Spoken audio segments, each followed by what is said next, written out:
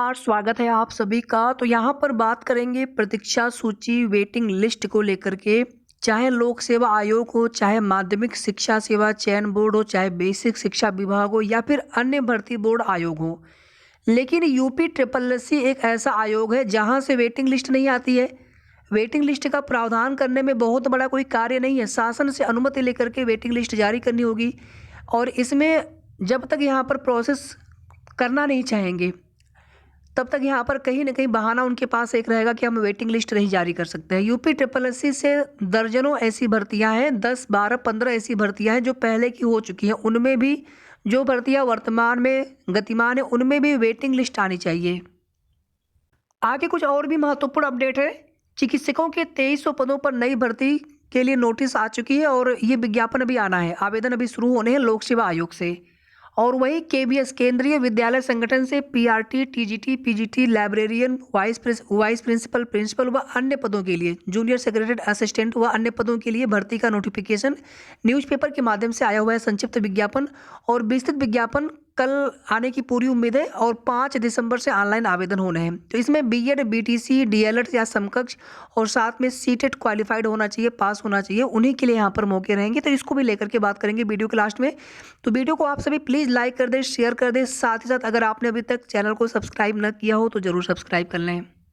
और UP triple S C से आप किसी भी भर्ती से संबंधित हो, लेखपाल, नलकूप चालक, एजीटीए, जो भी पुरानी भर्तियाँ हैं, युवा कल्याण हो, चाहे अभी वर्तमान में जो भर्तियां चल रही हैं, महिला स्वास्थ्य कार्यकर्ता हो, फॉरेस्ट गार्ड हो, जिन भर्तियों के अभी फाइनल परिणाम आने हैं, लोअर पीसीएस हो गया, जो भर्तियों के परिणाम अभी हाल ही में आए हुए हैं, जूनियर असिस्टेंट हो गया, जिनके डीबी के रिजल्ट आने हैं, एएसओ हो गया, एबीटी हो गया, फॉरेस्ट गार्ड हो गया, सभी भर्तियों में ज्वाइनिंग के पश्चात कुछ न कुछ सीटें 100% खाली रहेंगी।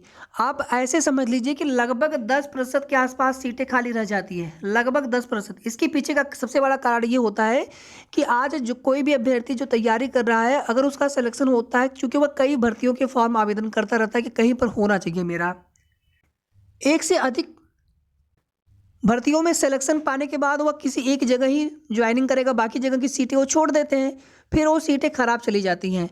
जबकि उन्हीं सीटों पर उसी भर्ती के अभ्यर्थियों से वेटिंग लिस्ट के माध्यम से मेरिट डाउन करके रिक्रूटमेंट प्रोसेस को पूरा किया जाना चाहिए, ना कि उन सीटों को कैरी फॉरवर्ड करें या फिर उन सीटों को वैसे ही छोड़ दें।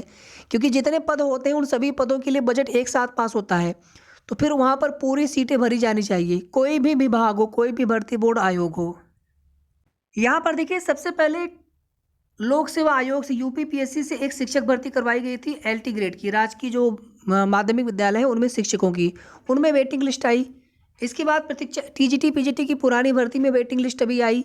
और अब जो है 2021 वाली जो भर्ती है इसमें भी वेटिंग लिस्ट आने वाली है। 1358 पद भरे जाएंगे।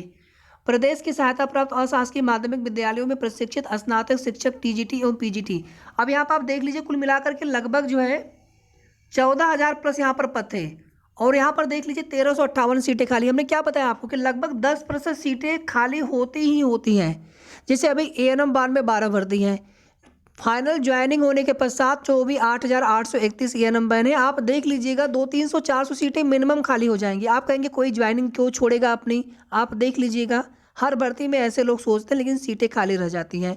380 सीटें जो एसटी कैटेगरी वाली, जब वहाँ पे अभ्यर्थी नहीं मिल पा रहे, आगे फिर उनकी सीटें खाली होंगी उनके विभाग की, तो उन सीटों को समायोजन किया जाना चाहिए। फिर जो नए सिरे से सीटें खाली हो उन पर भर्ती के लिए आगे रिक्रूटमेंट में, आगे नोटिफिकेशन में उन सीटों को लिया जाए। उन सीटों पर भी प्रतीक्षा सूची आनी चाहिए, कोई भी सीटें खाली क्यों छोड़ी जाए। इसके पहले आप देखेंगे टीजीटी पीजीटी 2016 में ही 899 रिक्त पदों को वेटिंग लिस्ट से भरने की प्रक्रिया शुरू की गई थी और इन अभ्यर्थियों को अप्रैल 2023 तक नियुक्ति दी जानी है। तो फिर यूपी ट्रिपल एस सी में वेटिंग लिस्ट क्यों नहीं आ सकती है? वेटिंग लिस्ट आना चाहिए, क्योंकि वेटिंग लिस्ट से बहुत नुकसान होता है।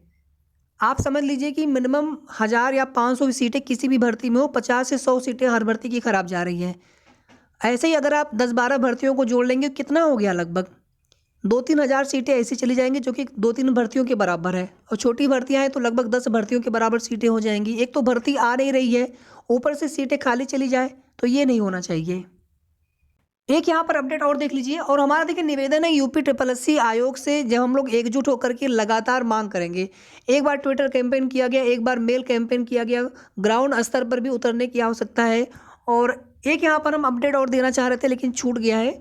जूनियर इंजीनियर जेई 2016 और 2018 भर्ती के अभ्यर्थी रिजल्ट के लिए लगातार संघर्ष कर रहे हैं। इतना ही नहीं, नई भर्ती के लिए जो कि पेट 2021 से ही आना चाहिए था लेकिन नहीं आया, विज्ञापन भी आना चाहिए था, ये सभी अभ्यर्थी एकजुट होकर के इको गार्डन लखनऊ में धरना प्रदर्शन कर रहे हैं। सरकार को कम से कम ध्यान देना चाहिए, इतनी ठंड में भी एक रिजल्ट देने के लिए आप कितना समय लगा देते हैं। सालों साल भर्तियां चलती रहती है, छोटी छोटी भर्तियां हैं। इसी तरह से यूपी ट्रिपल एससी से वेटिंग लिस्ट के लिए हम सभी को मिल करके कोशिश करनी होगी कि वेटिंग लिस्ट आए, हर भर्ती में वेटिंग लिस्ट आए। यहाँ पर देखिए 2300 चिकित्सक भर्ती के लिए आवेदन 5 ऐसे होंगे, 2300 से अधिक पदों पर भर्ती की जाएगी। भर्ती का विज्ञापन जो है 5 दिसंबर को आएगा लोक सेवा आयोग यूपी पीएससी से। ऑनलाइन आवेदन होंगे, 1 महीने तक आवेदन होंगे। 15 विधाओं में विशेषज्ञ के ये पद हैं। वर्षों बाद इतने बड़े पैमाने पर चिकित्सकों की भर्ती की जा रही है। इन पदों पर भर्ती से स्वास्थ्य सेवाओं में सुधार होगा और मरीजों को सरकारी अस्पतालों में बेहतर इलाज मिल सकेगा। देखिए जो एनएचएम यूपी एनएचएम वाली भर्ती है या फिर एनआरएचएम वाली भर्ती है, उसमें समय से आप सभी आवेदन कर लें। एक जो दूसरा वाला चैनल है, हमने कल उस पर पूरी विस्तृत जानकारी डाल दी थी। जितने भी आपके मन में क्वेरीज थे, हमने कम्युनिटी पोस्ट पर उसका लिंक शेयर किया हुआ है। अगर आप वो वीडियो ना देखे हो, जाकर के जरूर देख लीजिएगा। लगभग 15-16 मिनट का वीडियो है, लेकिन उसमें आपके सभी क्वेरीज जितने भी हैं सब आपको डाउट क्लियर हो जाएंगे। और कुछ समस्याएं आ रही हैं आवेदन से संबंधित, तो एक बार हम आवेदन करके भी दिखाने वाले हैं इसमें। और ये वीडियो आवेदन वाला आप सभी को थोड़ी देर में मिल जाएगा। एक बार आपको यहाँ पर बता दें केवीएस भर्ती को लेकर के, इसमें अगर आप बीटीसी किए हो या फिर आपने डीएलएड किया हो या फिर आपने बीएड किया हो या समकक्ष, आप सभी लोग फॉर्म भर सकते हैं। इवन पीआरटी के लिए भी बीएड एलिजिबल है, बशर्ते सुप्रीम कोर्ट के ऑर्डर के अधीन रहेगा उनका सिलेक्शन प्रोसेस।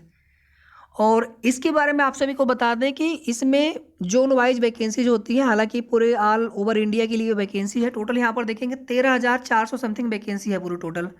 और इसमें अलग अलग पीआरटी के लिए जैसे यहाँ पर 6,414, इसी तरह से यहाँ पर assistant commissioner, principal, vice principal, PGT, TGT, librarian, primary teacher music, finance officer, junior secretariat assistant, stenographer grade 2, senior secretariat assistant, Hindi translator, assistant section officer, assistant engineer civil, इन सभी के लिए पद यहाँ पे भरे जाने हैं केवीएस से। तो केंद्रीय सेंट्रल गवर्नमेंट की ये वैकेंसी है, बहुत अच्छी वैकेंसी है। और इसमें मैं विशेष करके यहाँ पे बता दूँ पीआरटी के लिए, बाकी सभी के लिए आपको हम बता देंगे। पीआरटी में क्या होता है कि रिटन एग्जाम होगा, संभवतः पहले 150 क्वेश्चन 150 नंबर के होते थे, और इसमें 15% ये जो है 85% ही वेटेज लिया जाता है। 15% इंटरव्यू होता है, और इंटरव्यू में कम्युनिकेशन स्किल, वर्बल स्किल देखी जाती है। हिंदी इंग्लिश मीडियम में पढ़ाना होता है, बहुत नहीं, लेकिन ये है कि केबीएस के जो विद्यालय बहुत अच्छे होते हैं, वहाँ पे अच्छी एजुकेशन, अच्छी सुविधाएं मिलती हैं बच्चों के लिए भी, टीचरों के लिए। तो उसी तरह से वहाँ पर योग्य शिक्षकों की भर्ती भी की जाती है।